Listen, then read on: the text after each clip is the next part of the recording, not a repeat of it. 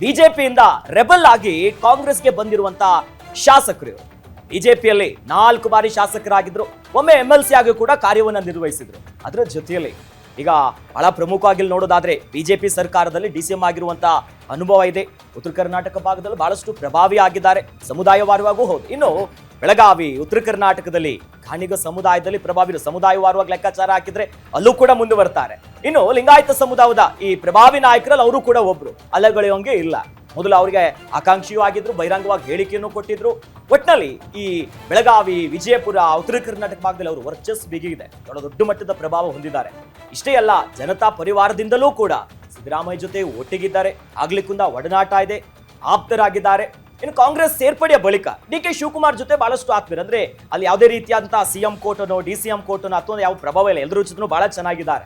ಯಾಕಂದ್ರೆ ಬಿಜೆಪಿಯಿಂದ ರೆಬಲ್ ಆಗಿ ಬಂದಿದ್ರು, ಸೇರ್ಪಡೆ ಆಗಿದ್ರು. ಹಾಗಾಗಿ ಈ ಲಿಸ್ಟ್ ಈ ಗಮನವನ್ನ ಕಾಣಿಸ್ತಾ ಇದ್ರೆ ಒಂದು ಕಡೆ ಪ್ರಭಾವಿ, ಮತ್ತೊಂದು ಕಡೆಯಲ್ಲಿ ಬಹಳಷ್ಟು ಆಪ್ತರು ಕೂಡ ಹೌದು, ಸಮುದಾಯವಾರಿಗೂ ಇದ್ರು, ಜೊತೆಲಿ ಉತ್ತರ ಕರ್ನಾಟಕ ಭಾಗದ ಫ್ಯಾಕ್ಟರ್ ನೋಡೋದಾದ್ರೂ ಕೂಡ ಇದೆ. ಹಾಗಾಗಿ ಹಿಂದೆಯೂ ಕೂಡ ಆಗ್ತಾರೆ ಅನ್ನೋದಾಗ ಬಹಿರಂಗವಾಗಿ ಆಕಾಂಕ್ಷೆಯನ್ನ ಹೊರಗಾಕಿದ್ರು. ಸೊ ಹಂಗಾದ್ರೆ ಇನ್ನಾಗೂ ಎಲ್ಲಾ ಚಾನ್ಸಸ್ ಇದೆಯಲ್ವಾ?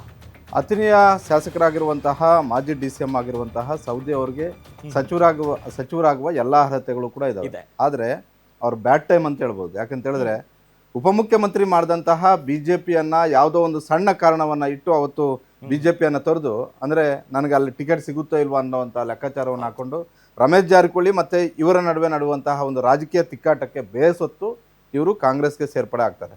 ಹಾಗಾದ್ರೆ ಬೆಳಗಾವಿಯಲ್ಲಿ ಇವರು ಅಷ್ಟೊಂದು ಸುಲಭವಾಗಿ ಕಾಂಗ್ರೆಸ್ ರಾಜಕಾರಣ ಮಾಡೋಕ್ಕಾಗುತ್ತಾ ಅಂತ ಅವತ್ತು ಯೋಚನೆ ಮಾಡಬೇಕಾಗಿತ್ತು. ಯಾಕಂದ್ರೆ ಅಲ್ಲಿ ಸತೀಶ್ ಜಾರಕಿಹೊಳಿ ಅವರು ಇದ್ದಾರೆ.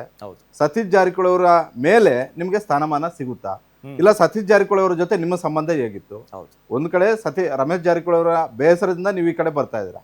ಇದ್ಯಾವುದನ್ನು ಲೆಕ್ಕಾಚಾರ ಆಗದೆ ಸೌದಿ ಅವರು ಅವತ್ತು ಆತುರವಾಗಿ ನಿರ್ಧಾರವನ್ನು ತೆಗೆದುಕೊಂಡು ಕಾಂಗ್ರೆಸ್ಗೆ ಬಂದರು. ಆದ್ರೆ ಕಾಂಗ್ರೆಸ್ಗೆ ಹೆಚ್ಚು ಲಾಭ ಆಗಿದೆ. 2023 ವಿಧಾನಸಭಾ ಚುನಾವಣೆಯಲ್ಲಿ ಅವರು ಅವರನ್ನ ಬೆಂಬಲಿಸುವಂತಹ ದೊಡ್ಡ ಮಟ್ಟದ ಪಡೆ ಉತ್ತರ ಕರ್ನಾಟಕದಲ್ಲಿ ಲಕ್ಷ್ಮಣ್ ಸವದಿಗಿದೆ. ಲಕ್ಷ್ಮಣ್ ಸವದಿ ಒಬ್ಬ ಅದ್ಭುತ ಭಾಷಣಗಾರ, ಅದರಲ್ಲಿ 2 ಮಾತಿಲ್ಲ. ಒಬ್ಬ ಸಂಘಟನಾ ಚತುರ, ಅಂದ್ರೆ ಒಬ್ಬ ಲಿಂಗಾಯತ ಸಮುದಾಯದ ಪ್ರಭಾವಿ ಮುಖಂಡರಲ್ಲಿ. ಅದೇ ಕಾರಣಕ್ಕೆ ಬಿಜೆಪಿ ಅವರು ಅವ್ರಿಗೆ DCM ಸ್ಥಾನವನ್ನು ಕೂಡ ಕೊಟ್ಟಿದ್ರು. ನಮಗೆ ನಾಳೆ ಬೆಳಗ್ಗೆ ಯಡಿಯೂರಪ್ಪ ಆದ್ಮೇಲೆ ಯಾರು ನಮ್ಗೆ ನೆಕ್ಸ್ಟ್ ಅನ್ನೋದು ಬಂದಾಗ ಅವ್ರಿಗೆ ತಟ್ಟಂತ ತೊಳೆದಿದ್ದು ಲಕ್ಷ್ಮಣ್ ಸವದಿ. ಆದ್ರೆ ಲಕ್ಷ್ಮಣ್ ಸವದಿ ಅದನ್ನ ಬಳಸ್ಕೊಳಕ್ ಆಗ್ಲಿಲ್ಲ. ಲಕ್ಷ್ಮಣ್ ಸವದಿ ಅದು ಯಾವ್ಯಾವ ಕಾರಣಗಳಿಗೆ ಫೇಲ್ಯೂರ್ ಆದ್ರೂ ಗೊತ್ತಿಲ್ಲ. ಅವ್ರಿಗೆ ಸಾರಿಗೆ ಇಲಾಖೆ ಕೊಟ್ಟಾಗ ಅದು ಅಷ್ಟೊಂದು ಯಶಸ್ವಿಯಾಗಿ ಕೂಡ ಮಾಡ್ಲಿಲ್ಲ ಅನ್ನುವಂತ ಒಂದು ಅಪವಾದ ಇವತ್ತಿಗೂ ಕೂಡ ಇದೆ. ಅದೆಲ್ಲದಕ್ಕೂ ಕೂಡ 2023ರಲ್ಲಿ ನನಗೆ ಟಿಕೆಟ್ ಸಿಗೋದಿಲ್ಲ ಬಿಜೆಪಿಯಿಂದ ಕನ್ಫರ್ಮ್ ಆದ್ಮೇಲೆ ಅವರು ಕಾಂಗ್ರೆಸ್ಗೆ ಬರೋದಕ್ಕೆ ಬಿಡ್ತಾರೆ. ಕಾಂಗ್ರೆಸ್ಗೆ ಯಾರನ್ನ ಮಾತಾಡ್ಕೊಂಡು ಬರ್ತಾರೆ? DK ಶಿವಕುಮಾರ್ ಮಾತಾಡ್ಕೊಂಡು ಬರ್ತಾರೆ, ಸಿದ್ದರಾಮಯ್ಯ ಅವ್ರು ಸಿದ್ದರಾಮಯ್ಯ ಅವ್ರದ್ದು ಹಳೆ ಸ್ನೇಹ, ಜನತಾ ಪರಿವಾರದಿಂದಲೂ ಕೂಡ ಬೇರೆ ಬೇರೆ ಪಕ್ಷಗಳಲ್ಲಿ ಇರ್ಬೋದು, ಆದ್ರೆ ಸ್ನೇಹ ಹಂಗೆ ಇತ್ತು. ಅವ್ರು ನೇರವಾಗಿ ಕಾಂಗ್ರೆಸ್ಗೆ ಬರ್ತಾರೆ. ಅವ್ರ ಎಕ್ಸ್ಪೆಕ್ಟೇಷನ್ ಇದ್ದಿದ್ದೇನೆಂದ್ರೆ ಕಾಂಗ್ರೆಸ್ ಈ ಬಾರಿ ಅಧಿಕಾರಕ್ಕೆ ಬಂದೇ ಬರುತ್ತೆ, ನಾನಂತೂ ಸಂಪುಟದಲ್ಲಿ ಇದ್ದೇ ಇರ್ತೀನಿ ಅಂತ. ಆದ್ರೆ ಲೆಕ್ಕಾಚಾರ ಎಲ್ಲವೂ ಕೂಡ ಉಲ್ಟಾ ಆಗಿದೆ. ಒಂದು ಸಿದ್ದರಾಮಯ್ಯ ಅವರ ಬಣದಿಂದ ಸತೀಶ್ ಜಾರಕಿಹೊಳಿ ಅವರಲ್ಲಿ ಬೆಳಗಾವಿಯಿಂದ ಮಿನಿಸ್ಟರ್ ಆಗ್ತಾರೆ. DK ಶಿವಕುಮಾರ್ ಅವ್ರ ಬಣದಿಂದ ಲಕ್ಷ್ಮೀ ಹೆಬ್ಬಾಳ್ಕರ್ ಆಗ್ತಾರೆ. ಸತೀಶ್ ಜಾರಕಿಹೊಳಿ ಅವರಿಂದ ಹೆಚ್ಚು ಲಾಭವನ್ನ ಕಾಂಗ್ರೆಸ್ ಪಡ್ಕೊಂಡಿದ್ದು 2023 ವಿಧಾನಸಭಾ ಚುನಾವಣೆ. ಯಾಕಂದ್ರೆ ಗಾಣಿಗ ಸಮುದಾಯ ಬೆಳಗಾವಿ, ಬಾಗಲಕೋಟೆ, ಬಿಜಾಪುರ, ಕೊಪ್ಪಳ ಈ ಭಾಗದಲ್ಲಿ, ಕೊಪ್ಪಳ ಸೇರಿದಂತೆ ಹೈದರಾಬಾದ್ ಕರ್ನಾಟಕ ಭಾಗದಲ್ಲೂ ಕೂಡ ಇದೆ. ಅಂದ್ರೆ ಕಿತ್ತೂರು ಕರ್ನಾಟಕ ಮತ್ತೆ ಹೈದರಾಬಾದ್ ಕರ್ನಾಟಕದಲ್ಲಿ ಆ ಸಮುದಾಯದ ಪ್ರಭಾವ ಹೆಚ್ಚಿದೆ. ಆ ಎಲ್ಲಾ ಮತಗಳು ನಮಗೆ ಬಂದಿದ್ದಾದ್ರೆ ನಮಗದು ಪ್ಲಸ್ ಆಗುತ್ತೆ. ಆ ಭಾಗದಲ್ಲಿ ಎಲ್ಲೆಲ್ಲಿ ಸೌದಿ ಹೋಗಿ ಚುನಾವಣಾ ಪ್ರಚಾರ ಮಾಡಿದ್ರು ಅಲ್ಲಿ ಕಾಂಗ್ರೆಸ್ಗೆ ಹೆಚ್ಚು ಲಾಭ ಆಗಿದೆ, ಅದರಲ್ಲಿ ಯಾವುದೇ ಡೌಟ್ ಇಲ್ಲ. ಅದನ್ನ ಸಿದ್ದರಾಮಯ್ಯನೂ ಒಪ್ಕೊಳ್ತಾರೆ, DK ಶಿವಕುಮಾರ್ ಅವರು ಒಪ್ಕೊಳ್ತಾರೆ. ಅಂದ್ರೆ ಸೌದಿಯಿಂದನೇ ಗೆದ್ರಂತಲ್ಲ, ಸಿದ್ದರಾಮಯ್ಯ DK ಶಿವಕುಮಾರ್ ಜೊತೆಗೆ ಸೌದಿ ಇದ್ದಿದ್ರಿಂದ ಅದು ಪ್ಲಸ್ ಆಯ್ತು. ಆದ್ರೆ ಕಾಂಗ್ರೆಸ್ಗೆ ಪ್ಲಸ್ ಆಯ್ತು ಬಿಟ್ರೆ ಸೌದಿಗೆ ಪ್ಲಸ್ ಆಗ್ಲಿಲ್ಲ. ಹಾಗಾಗಿ ಈಗ ಬಹಳಷ್ಟು ದಿನಗಳಿಂದ ಹೇಳ್ತಿದ್ರು, ನನ್ನನ್ನ ಬಳಸ್ಕೊಂಡ್ರೆ ನೀವು ನನ್ಗೆ ಅವಕಾಶ ಕೊಡ್ತಿಲ್ಲ ಅಂತ. ಯಾಕಂದ್ರೆ ಹೇಳಿದ್ರೆ ಸಹಕಾರ ಸಂಘಗಳಿಂದ ಚುನಾವಣೆಗಳಿಂದ ಮೊದಲನೇದಾಗಿ DK ಶಿವಕುಮಾರ್ ಅವರು ಪರಿಚಯ ಆಗಿದ್ದು 90ಕ್ಕೂ ಮೊದಲು. ಅವತ್ತಿಂದ ಇವತ್ತಿನವರೆಗೂ ಕೂಡ ಅದೇ ಸಂಬಂಧ ಹಂಗೆ ಇದೆ. ಬೇರೆ ಬೇರೆ ಪಕ್ಷಗಳ ರಾಜಕಾರಣ ಮಾಡಿರ್ಬೋದು, ಸಿದ್ದರಾಮಯ್ಯ ಜೊತೆ ಜನತಾ ಪರಿವಾರದ ಸಂಬಂಧ ಹಂಗೆ ಇದೆ. ಹಾಗಾಗಿ ನನಗೆ ಅವಕಾಶ ಕೊಡಿ ಅನ್ನುವಂಥದ್ದನ್ನ ಪಟ್ಟಿಡಿದು ಕೇಳಿದ್ದಾರೆ. ಬಹುತೇಕ ಈ ಬಾರಿ ಬೆಳಗಾವಿಯಿಂದ ಒಂದು ವೇಳೆ ಸತೀಶ್ ಜಾರಕಿಹೊಳಿ ಅವರ KPCC ಅಧ್ಯಕ್ಷರಾಗಿ ಆಗೋದು ಕನ್ಫರ್ಮ್ ಅನ್ನುವಂತಹ ಒಂದು ಮಾಹಿತಿ ದೆಹಲಿಯ ಕಾಂಗ್ರೆಸ್ ಮೂಲಗಳಿಂದ ನನಗೆ ಬರ್ತಾ ಇದೆ.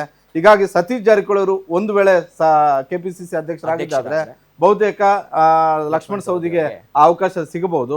ಇಲ್ಲ ಅಂತ ಹೇಳಿದ್ರೆ 18 ವಿಧಾನಸಭಾ ಕ್ಷೇತ್ರಗಳಿರುವಂತಹ ಬೆಳಗಾವಿ ಜಿಲ್ಲೆಯಲ್ಲಿ 3 ಸಚಿವರನ್ನು ಮಾಡೋದನ್ನು ದೊಡ್ಡದಲ್ಲ. ಯಾಕಂದ್ರೆ ಹೇಳಿದ್ರೆ 6-7-8 ಕ್ಷೇತ್ರಗಳಿರುವಂತಹ ಈಗ ಫಾರ್ ಎಕ್ಸಾಂಪಲ್ ನಾವು ತುಮಕೂರು ಅಂತ ತೆಗೆದುಕೊಂಡ್ರೆ ಇಬ್ಬರಲ್ಲಿ ಸಚಿವರಿದ್ದಾರೆ. ಹೌದು. ಹಂಗ್ ಲೆಕ್ಕ ಹಾಕೋದಾದ್ರೆ ಬೆಳಗಾವಿಗೆ ನೀವು ಇನ್ನೊಂದು ಹೆಂಗ್ ಕೊಟ್ಟರು ಕೂಡ ಮಾಡ್ತೀರಾ ಅಂತ. ಯಾವ ತಪ್ಪೇನಲ್ಲ.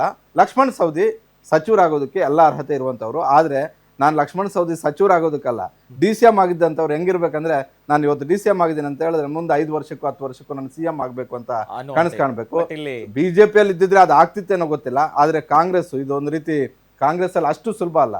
ಎಲ್ಲರೂ ಸಿದ್ದರಾಮಯ್ಯ ಆಗಕ್ಕಾಗಲ್ಲ. ಸಿದ್ದರಾಮಯ್ಯ 2006ಕ್ಕೆ ಕಾಂಗ್ರೆಸ್ಗೆ 2006 ಆದ ಬಳಿಕ ಕಾಂಗ್ರೆಸ್ಗೆ ಬರ್ತಾರೆ. 2013ಕ್ಕೆ ಮುಖ್ಯಮಂತ್ರಿ ಆಗ್ತಾರೆ. 80ರಿಂದ ಕಾಂಗ್ರೆಸ್ಗೆ ದುಡಿತಾ ಇರುವಂತವ್ರು ಇವತ್ತಿಗೂ ಇನ್ನೂ ಏನೂ ಆಗಿಲ್ಲ. ಸಚಿವರಾಗೋದಕ್ಕೆ ಏನೋ ಸರ್ಕಸ್ ಮಾಡ್ತಿದ್ದಾರೆ.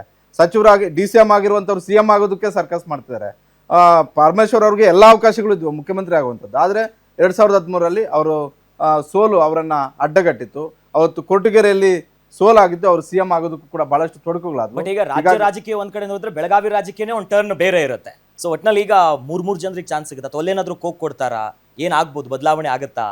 So ಒಂದಿಷ್ಟು ಖಂಡಿತ ಸೌದಿಗಂತೂ ಈ ಬಾರಿ ಯಾರಿಗೋ ಒಬ್ರಿಗೆ ಕೋಕ್ ಕೊಟ್ರೆ ಸೌದಿಗೆ ಅಲ್ಲಿ ಅವಕಾಶ ಸಿಕ್ಕೇ ಸಿಗುತ್ತೆ. ಯಾಕಂದ್ರೆ ಸಚಿವರಾಗೋ ಅಷ್ಟು ಎಲ್ಲಾ ಅರ್ಹತೆಗಳು ಸೌದಿಗೆ ಇದ್ದೇ ಇದೆ. ಬಟ್ ರಾಜಕೀಯ